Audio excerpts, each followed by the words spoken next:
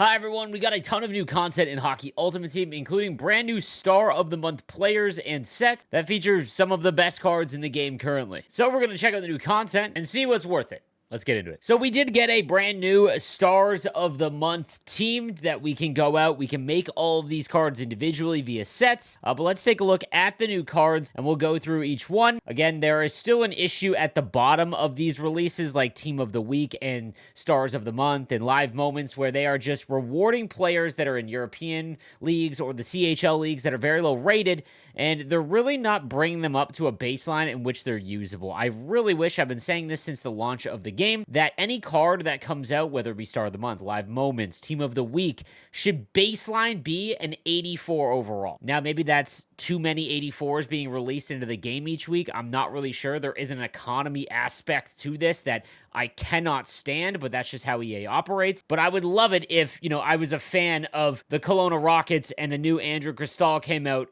and he was an 84 overall, because that would actually be somewhat useful, and you could use him online or even in squad battles at the high end. So let's break down the newest cards. We'll start at the top with this weapon, the 89 Jack Hughes. So he's got playmaking forward as well as agile dangler boost for just an McDavid type of month in October. It's a shame that he was injured, but at the time before he left, he was literally the best player in the world for the first month of the season. He's got 93 speed, 94 acceleration, and playmaking forward is one of the most common synergies that you can get in game, and that would give him a +2 agility boost alone, regardless of the agile dangler synergy, and you would get him up to 98, which makes him the most shifty player in the game. It almost makes elite edges like not even needed because his agility is so high. I've said this since the start of the game. Elite edges loses its value as the game goes along, because once everyone's skating attributes hit max or at the very high end, the bonuses you get from elite edges aren't nearly as prevalent. But at launch of the game, they're wild, because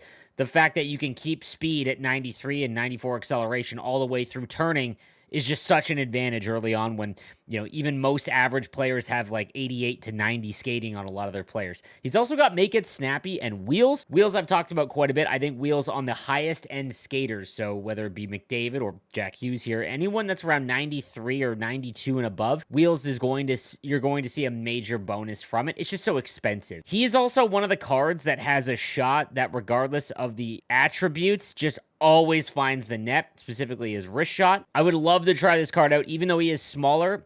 Again, early on in Hockey Ultimate Team, smaller cards definitely have a ton of usefulness, and his hand stats are almost maxed out. So one of the best cards in the game right now, one of the highest rated cards as well. We got an 89 overall in the 89 Jack Hughes. To go with him, we've got the 89 Elias Pettersson, two-way forward as well as shooting boost. Two-way forward is one of the more common ones as well. One of the biggest issues with Elias Pettersson cards, as well as Mitch Marner and Artemi Panarin, specifically those players, they just get knocked off the puck so easily regardless of their height, because they're only like 176 or 180 in terms of their weight, and it's just very noticeable, especially at the high end, like in Division 1 and 2. Gold Unstoppable Force will fix that, or at least help alleviate it. We've got Silver 1T. 1T has been shown this year to be extremely viable. It's just an absolute cannon now, and unlike last year when it didn't matter what you had, one-timers just didn't go in because the goaltender animations were so broken, this year they seem to be going in quite a bit. I do like 1T on defensemen more than forwards, simply because it's more predictable to get them in a one-timer position. 89 speed, 90 acceleration. He's got a good shot at 90 and above. Hand stats are great, and defensively as well. 95 defensive awareness with two-way forward activated,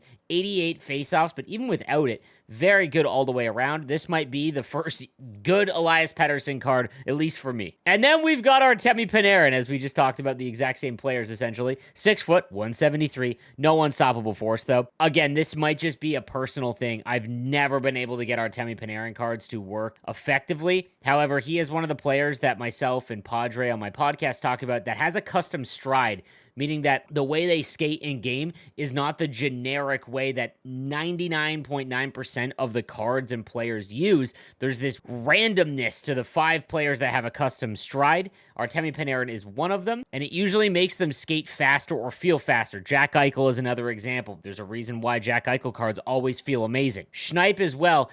Padre on my podcast brought this up, that Schneip has been working on those low far side shots, something that I do quite a bit. It is kind of my go-to goal goal. Everyone's got a go-to goal, and that one for me, I put Schneip on Nieuwendyk, and I'm actually starting to notice it a little bit. So this might be the first time that these abilities might be useful. 91 speed, 90 acceleration. Artemi Panarin is always well rated. Again, this is just a personal thing. I can never do well with this card. Dylan Larkin is up next, and he might be one of the best values in the game right now. 93 speed, 93 acceleration, 87 agility. He is always one of the best early on cards in the game because his skating is so high. His shot is half decent at 85 across the board here, but he also has good face-off rating, and he's 6'1", 198. You combine that with playmaking forward, gets his hand stats improved a little bit as well. Wheels, again, on anyone that has 92 and above, I think is useful. And then Born Leader, which has gotten a massive buff for NHL 24. Anytime that you get any hits or block shots with Dylan Larkin, they will get an energy boost, which is huge. So for anyone that's free to play, or you're looking on a card that's under 100,000 coins that would give you good value, Dylan Larkin is a good one. Now, the remainder of these cards, really, they're just going to be only viable for you if you're a fan of the player. However, when it comes to some of these cards, because the silver cards are rated so oddly, that when they jack up their overall, they just throw however many overall points onto each stat. And what ends up happening is sometimes you get cards with really boosted like individual ones. So this Thomas Filipe, I'm probably saying his name wrong, I apologize, sniper forward, but he's got 86 speed, 86 acceleration, 93 agility. His balance is brutal, but he does have 91 shot power as well, and 88 face-offs. For anyone just starting to the game, I bet you any money you're going to be able to get this card for a bottom barrel price. That's a fine centerman to put on your fourth line or third line just because of the face-off rating alone. As we carry through here, we got Matthias Plachta, Fabrice Herzog, Justin Gill, and then Andrew Cristall, and he kind of has decent skating, but his balance is just, like, it's not usable, unfortunately. Until EA does something about this, all of these cards are literally just cards to say they put cards in. On defense, we got some bangers as well. The 85 Shay Theodore with two-way defenseman, the most common synergy that you can find in the game right now. Very easy to activate. 92 defensive awareness, 92 stick checking. Also has Seeing Eye. I know I've been talking a lot about Seeing Eye being super effective. I've been trying it more and more on Patrice Brisebois, and there's definitely times when it works to perfection, but it is still pretty difficult to get a full screen. And then when you've got Seeing Eye activated, you can basically just throw it in with a weak wrist shot, but it's not like as prevalent as it looked like at the beginning, and I'm wondering if that's just because goaltender attributes are starting to rise. But Shay Theodore at 6'2", 197 is good size. He's got 85 speed and acceleration, a decent shot, and good defensive stats as well, so you could do worse than the Shay Theodore. Adam Fox gets another great card, 5'11", 182, at 88 overall, has offensive defenseman, which in my opinion is one of the better synergies just because it impacts all shots for all of the defensemen, playmaking boost as well.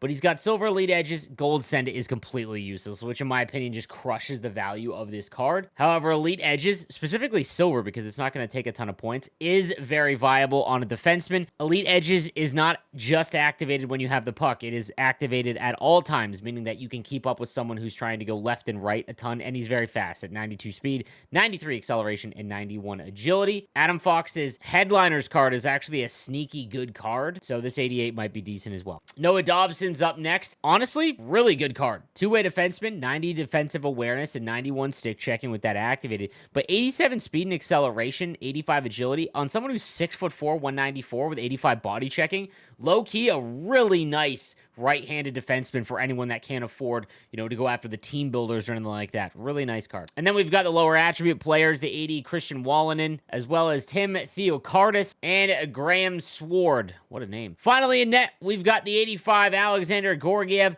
Just too small. There's other goaltenders. Base Markstrom, fellas. I'm telling you. Just go get Base Markstrom. And then we've got Addy Tolvanen, 6'1", 187. Again, this is just an avoider into sets as well. Now let's talk about the Stars of the Month sets. So go to the Stars of the Month sets. Go to October. You can see that you can make every single player in here, which I do like. It's a new thing they added in NHL 24. I think the reason why it actually is pretty good isn't at launch of these cards. It's in a couple months when you want to go back and make them, but there's none on the market to go buy. I think that's when it's kind of useful, like for theme teams and that specifically. So Jack Hughes is interesting. Now you can make a collectible for about 3,500 coins. That's kind of the value. And again, it'll always fluctuate with 83s, 84s, and 85s, but around 3,500 is what you want to aim for, which means that to make Jack Hughes, you're looking at 262,000. Now he's going for like over 300 tradable.